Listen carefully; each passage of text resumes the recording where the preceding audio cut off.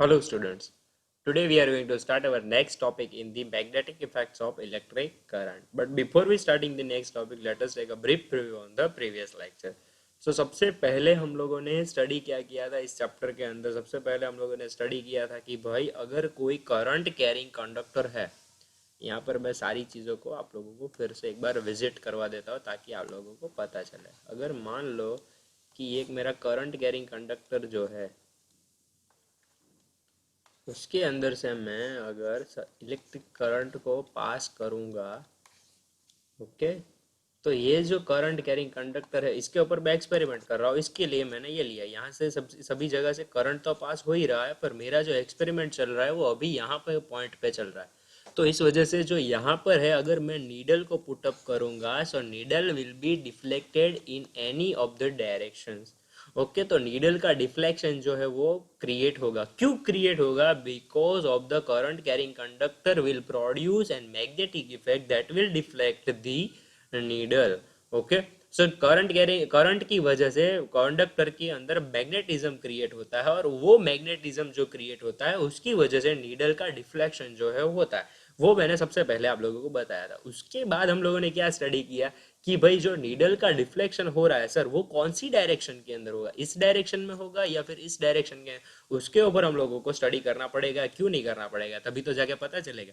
तो इसके लिए क्या किया हम लोगों ने, एक फिनोमेना देखा कि अगर अपवर्ड डायरेक्शन के अंदर अगर करंट पास हो रहा है और मैं नीडल को प्लेस इधर करूंगा, तो उसका डिफ्लेक्शन जो है वो कौन सी डायरेक्शन में होगा? वो होगा नॉर्थ वेस्ट डायरेक्शन में होगा।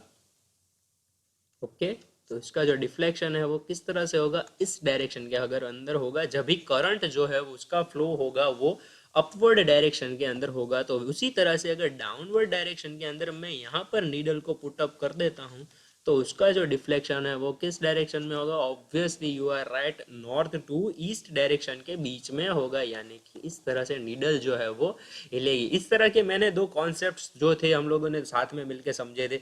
उसके बाद हम लोगों ने देखा था कि भाई ये जो मैग्नेटिज्म क्रिएट हो रहा है, अब वो मैग्नेटिज्म क्रिएट हो रहा है मतलब वो मैग्नेट बन रहा है, तो उसके लिए मुझे मैग्नेट के ऊपर भी स्टडी करनी पड़ेगी कि भाई मैग्नेट पहले होता क्या है। तो मैग्नेट में मैंने बताया कि मैग्नेट के अंदर दो पोल्स होते हैं, दो पोल्स के अंदर एन पोल होता है, एस पोल होता है, जैसे कि यहाँ फिगर के अंदर दिख रहा है आप लोगों को, स्लाइड में पीछे दिख रहा है ना बैकग्राउंड में।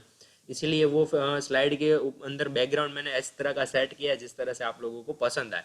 ओके, तो नॉर्थ साउथ पोल होते हैं, तो साउथ पोल का खुद का मैग्नेटिज्म फील्ड होता है, नॉर्थ पोल का खुद का मैग्नेट फील्ड होता है, और नॉर्थ से साउथ में क्या होती है, मैग्नेटिक फील्ड जो है वो ट्रैवल करती है। ओके, इस तरह की कॉन्सेप्ट भी हम लोगों ने देखी, और साथ में ये भी देखा कि ये मैग्नेटिक फील्ड जो है वो कभी एक दूसरे को इंटरसेक्ट नहीं करेगी, it will not cut each other. तो ये कैरेक्टरिस्टिक्स भी देखी थी हमने मैग्नेट के साथ साथ में।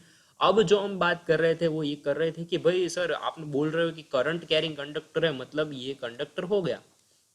अब वो करंट कैरिंग कंडक्टर है तो उसके अंदर जो मैग्नेटिज्म क्रिएट हो रहा है, मतलब यहाँ पर जो मैग्नेटिज्म क्रिएट हो रहा है उसकी डायरेक्शन क्या होगी? उसके लिए मैंने बोला था ना कि दो टाइप्स की क्वांटिटीज होती है, स्केलर और वेक्टर। तो स्केलर के अंदर डायरेक्शन नहीं चाहिए, वेक्टर के अंदर डायरेक्शन चाहिए। मैग्नेटिक फील्ड जो है उसकी डायरेक्शन है वही नॉर्थ टू लेके साउथ। अगर मैं ऐसे बोलूँगा कि एक मैग्नेट है उसके अंदर की जो फील्ड स्ट्रेंथ है वो 23 है, तो आप क्या समझोगे कि सर नॉर्थ पोल की बात कर रहे हैं, सर साउथ पोल की बात कर रहे हैं, सर नॉर्थ से लेके साउथ की बात कर रहे हैं? वो समझ में नहीं आएगा। So I have to give you an direction for it कि भाई नॉर्थ पोल की ऊपर की जो मैग्नेटिक फील्ड की स्ट्रेंथ है वो 23 है। So now you can understand कि सर इस यहाँ की बात कर रहा है, उसके बाद यहाँ की, ओके, और उसके बाद यहाँ की। जिस तरह के आप लोग एग्जाम्पल सेट करना चाहो उस तरह के कर सकते हैं। तो अब मैं बात की थी कि भाई अभी जो मैग्नेटिक फील्ड क्रिएट हो रहा है उसकी डायरेक्शन क्या है।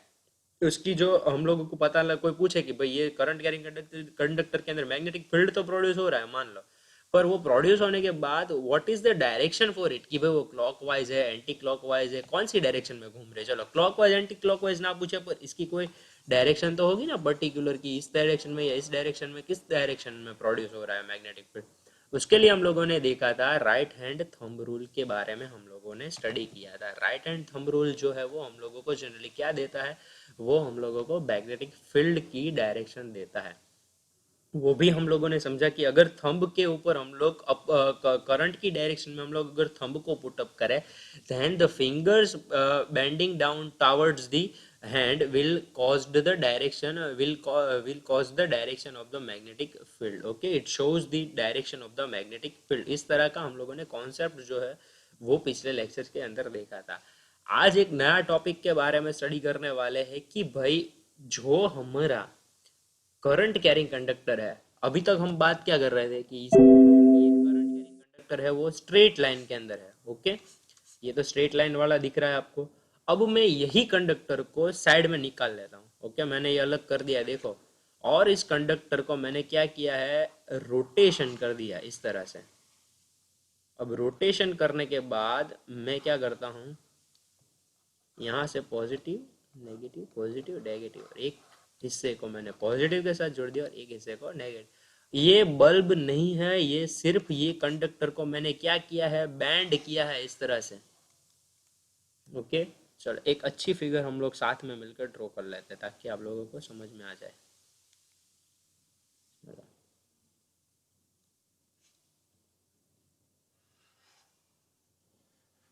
चलो इस तरह से,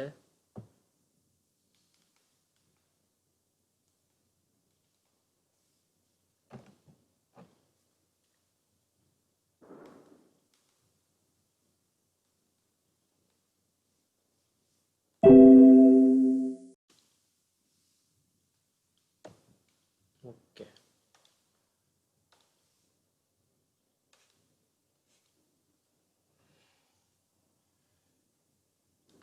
ओके, मैंने इस तरह से सर्कल शेप में क्या किया है, कनेक्ट कर दिया है।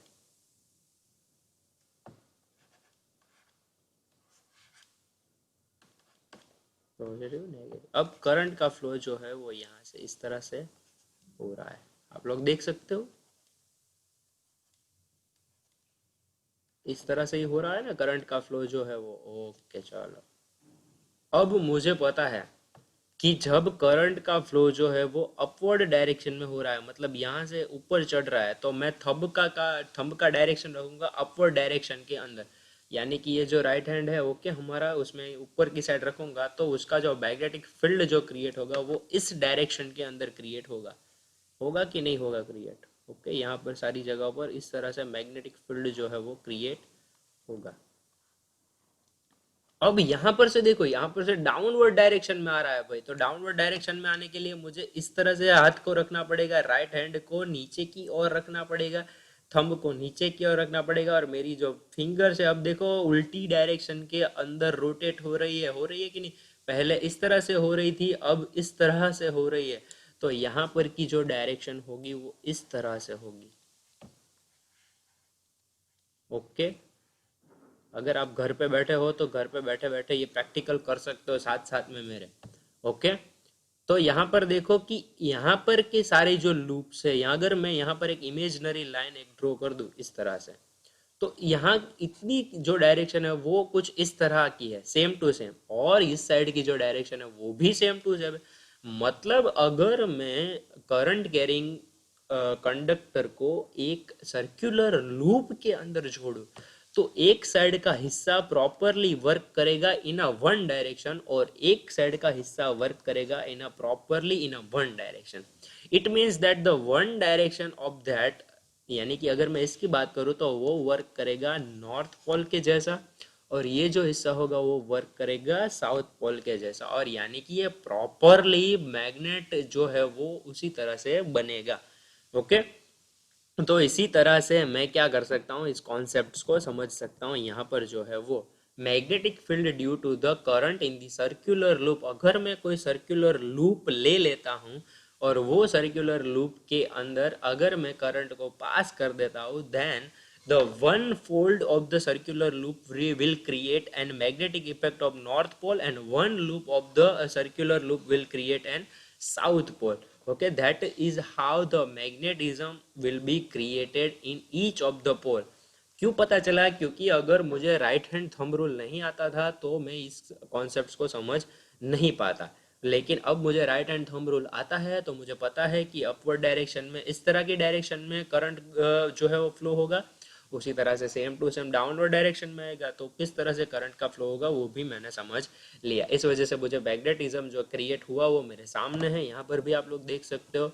Okay, easily you can understand it कि भाई ये साइड का जो हिस्सा होगा वो नॉर्थ पोल के जैसे वर्क करेगा और इस साइड का जो वर्क होगा वो साउथ पोल के जैसे वर्क करेगा। ओके, अब आप लोग ये सोचोगे कि सर यहाँ की जो बीच की जो मैग्नेटिक फील्ड होगी, ओके, वो क्या कर रही होगी, वो एक दूसरे को छूने की एकदम से कोशिश कर रही होगी। अब मैं पूरा एक कॉन्सेप्ट का एक फिगर है वो आप लोगों को दिखा देता हूँ ताकि आप लोगों को समझ में आ जाए।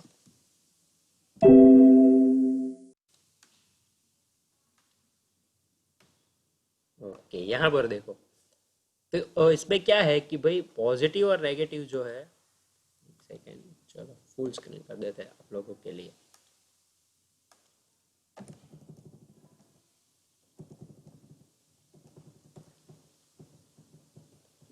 ओके, इधर है। सो ये देखो, यहाँ पर जो है वो पॉजिटिव इधर है और नेगेटिव इधर है। हम लोगों ने जो फिगर ड्रॉ की थी उसमें पॉजिटिव मैंने इस साइड में लिया था और नेगेटिव उस साइड में लिया था। उसके अलावा कोई और डिफरेंस नहीं है, आप लोग जो चाहे वो फिगर अपने आप समझ सकते हो। ओके, कॉन्सेप्ट तो सेम ही रहेगा, उसमें कोई फर्क नहीं पड़ेगा। सो सपोज कि पॉजिटिव से सप्लाई जो है वो यहाँ जा रहा है, तो इसकी वजह से यहाँ पूरा मैग्नेटिज्म क्रिएट होगा। तो आप लोग एक एक जगह पर क्या कर सकते हो, इस तरह से डायरेक्शन ले सकते हो, और डायरेक्शन लेने के बाद आप क्या कर सकते हो, पूरा का पूरा देखो, मैंने जिस तरह से ड्रॉ किया था उसी तरह से पूरा का पूरा जो कॉन्सेप्ट है वो आप लोगों को दिख रहा है। ओके, तो यहाँ पर से आप लोग देख सकते हो तो मैग्नेटिज्म यहाँ क्रिएट हो रहा है, यहाँ से देख सकते हो तो मैग्नेटिज्म यहाँ क्रिएट हो रहा है। इस वजह से नॉर्थ पोल और साउथ पोल जो है वो क्या हो रहा है, क्रिएट हो रहा है। Okay, so that is how the magnetic field lines will be created. यहाँ पर सारी पॉइंट्स है, properties of the magnetic field line. The field lines are near the circular at the point where the current enters or leaves the cardboard. Within the space enclosed by the coil, the field lines are in the same direction. First point के अंदर हम लोगों को बताया गया है कि जब भी करंट अंदर फ्लो हो रहा है तो क्या होगा, फील्ड लाइंस जो है वो सर्कुलर पॉइंट के नियर होगी, यानी कि यहाँ। ओके, और जितना जितना वो दूर जाएगा वो मैग्नेटिक फील्ड को क्या करता जाएगा, बढ़ाते जाएगा। ओके, उसी तरह से जो स्पेस है कॉइल के अंदर, उसमें जो एक साइड की जो डायरेक्शन होगी उसमें क्या होगा, मैग्नेटिक फील्ड सेम रहेगा। एक साइड की जो डायरेक्शन होगी वहां पर मैग्नेटिक फील्ड कैसा रहेगा, सेम टू सेम रहेगा। Near the centre of the coil magnetic lines are almost parallel to each other, यानी कि ये सेंटर पॉइंट में जो बात है वो सेंटर पॉइंट में मैग्नेटिक फील्ड लाइंस क्या होगी, दोनों को पैरेलल हो जाएगी। Okay, thus magnetic field near the center of the coil may be considered uniform. At the center of the coil, plane of the magnetic field lines is at the right angle to the plane of the coil. If there is a circular coil having the n turns, the field produces is n times as large as the produced by the single turn. मतलब कि सोचो कि अगर एक turn के अंदर अगर magnetic field create हो रहा है, तो उसी तरह से मैं अगर करंट कैरिंग कंडक्टर के 2-3 लूप्स ले लूँ, अभी तो मैंने बहुत ज़्यादा ले लिए यहाँ पर, तो आप जितने चाहो उतने अगर लूप ले सकते हो। सो सपोज कि एक लूप के अंदर मैग्नेटिज्म क्रिएट हो रहा है, तो वैसी तरह से सारे लूप्स के अंदर क्या क्रिएट हो रहा होगा, मैग्नेटिज्म क्रिएट हो रहा होगा। तो उसी तरह से एक लूप के अपर डायरेक्शन जो है वो किस तरह से वर्क करेगी, इस तरह की जो वर्क करेगी उसमें इस साइड बनेगा नॉर्थ पोल और ये साइड बनेगा साउथ पोल। उसी तरह से आप कोई भी जो है वो करंट कैरिंग कंडक्टर को सर्कुलर लूप के अंदर कनेक्ट कर सकते हो, और उसको कनेक्ट करने के बाद जो है उसमें अगर मैग्नेटिज्म क्रिएट होता है तो उसको मैं क्या कहूँगा, उसको मैं कहूँगा सोलेनॉइड। अब सोलेनॉइड के बारे में बात ओके, अब बात करते हैं सोलेनॉइड के बारे में। तो यहाँ पर जो आप देख सकते हो वो क्या है, हमारा सोलेनॉइड है। A solenoid is the circular coil of wire in the shape of cylinder. ये याद रखना है आप लोगों को, पूरी डेफिनेशन जो है वो इम्पोर्टेंट है। ओके, डेफिनेशन जो है बहुत ही इम्पोर्टेंट है भाई ये।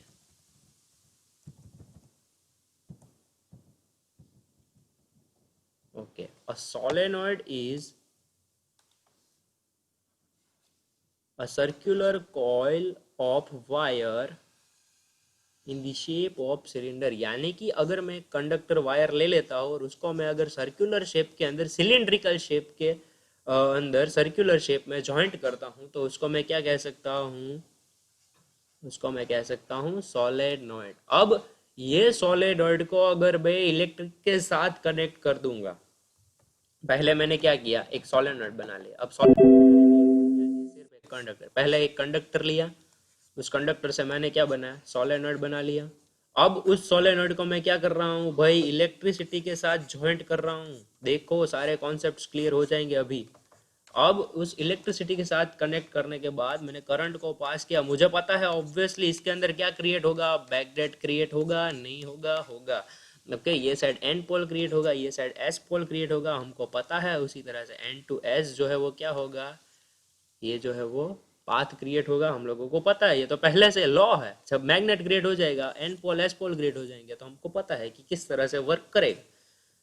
तो अब मैंने इलेक्ट्रिसिटी का इस्तेमाल करके सोलेनॉइड को क्या बना दिया, बैकडेट बना दिया। और इसको मैं क्या कह सकता हूँ, इसको मैं कह सकता हूँ इलेक्ट्रोमैग्नेट। क्या कह सकता हूँ मैं, इलेक्ट्रोमैग्नेट। और ये इलेक्ट्रोमैग्नेट है वो आगे की हमारी स्टडी है। यहाँ पर देखो, देखो यहाँ पर सारी चीजें आप लोगों को बताई गई। A strong magnetic field inside the solenoid can be used to magnetize the piece of the magnetic material like a soft iron placed inside the coil. Such a magnet is called an electromagnet. तो इस तरह से हम लोग क्या कर सकते हैं, इलेक्ट्रोमैग्नेट को क्रिएट कर सकते हैं। और इस इलेक्ट्रोमैग्नेट को क्रिएट करने के बाद हम कोई भी ऑब्जेक्ट को, चाहे आयन आयन से बना हुआ कोई भी ऑब्जेक्ट हो, तो उसको क्या कर सकते हैं, उसके ऊपर फोर्स अप्लाइड कर सकते हैं। ओके, जो हमारा नेक्स्ट टॉपिक होगा मोटर और जनरेटर के बारे में, जिसके ऊपर हम लोग क्या करेंगे, ये मेटल की बनी हुई जो चीज़ें होंगी उसके ऊपर फोर्स एप्लीकेबल करेंगे ये इलेक्ट्रोमैग्नेट से। और ये इलेक्ट्रोमैग्नेट से जो फोर्स एप्लीकेबल होगा उसकी वजह से हम क्या करेंगे, मोटर और जनरेटर को चलाएंगे। And that is how we can produce the electricity, और that is how we can produce the mechanical energy. तो इसके बारे में नेक्स्ट टॉपिक में बात करेंगे। आज इलेक्ट्रोमैग्नेट तक ही रखते हैं। ये सारी चीज़ें आप लोगों को रिवाइज करनी है, बुक के अंदर सारे कॉन्सेप्ट दिए वो जो आपको समझने होंगे। ओके, और ये सारी चीज़ों के बारे में आपको फिगर्स भी ड्रॉ करनी है। ओके, मैं मटेरियल आप लोगों को लास्ट में प्रोवाइड कर दूंगा ये चैप्टर खत्म होने के बाद। That's it for today. Thank you very much for reading this lecture. If you had any kind of doubt, you can ask me on the comment section, you can ask me on the WhatsApp, or you can ask me on the Instagram. Till then, bye bye everyone. And बहुत ज़्यादा ऐसे बच्चे हैं जो अभी भी online lecture study नहीं कर रहे हैं। भाई लेक्चर स्टडी किया करो, तभी जाके आप लोगों को समझ में आएगा। ओके, वरना क्या होगा, बेसिक कॉन्सेप्ट्स फिर क्या रह जाएंगे, क्लियर नहीं होंगे, तो आप लोगों को कुछ पता नहीं चलेगा। Okay, so till then bye bye everyone and take care of your self.